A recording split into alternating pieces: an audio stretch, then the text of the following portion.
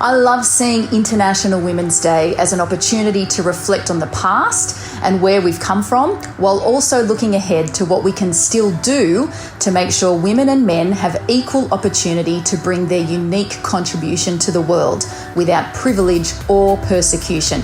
I'm proud to be a woman, but like most women I know, have experienced challenges based on people's perceptions of gender and how they thought I should look or act, or which roles I should aspire to in my life based on the fact that I'm a woman. I think the one word I would convey to people, both women and men, boys and girls, this International Women's Day, is that you are enough.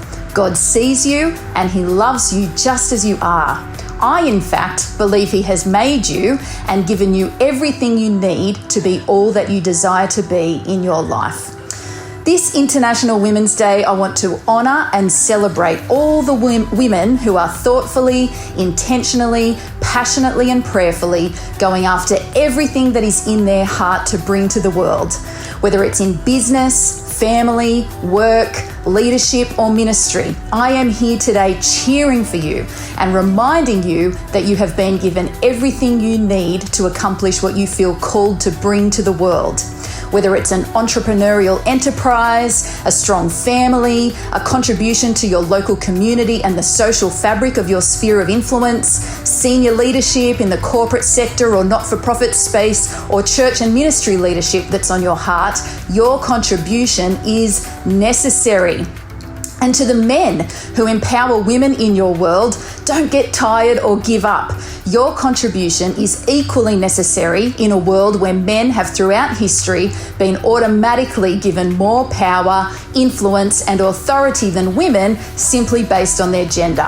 I am so grateful for the men in my life who have not only empowered me to bring my unique contribution to the world, but have gone above and beyond by even taking a step backwards in their own career trajectory in order to reset the equilibrium as their own contribution toward equality for women.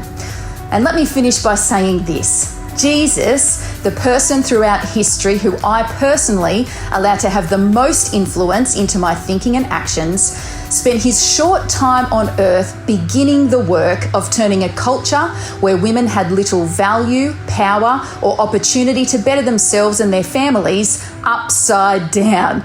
And here's what he said about you being enough. He said, here's what I want you to do.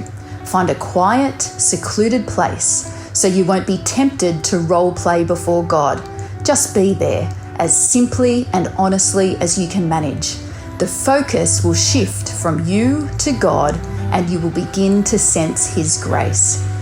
In these words lie the answer to feeling overwhelmed as a mum of young kids or a woman juggling the tension of solo parenting or work and study.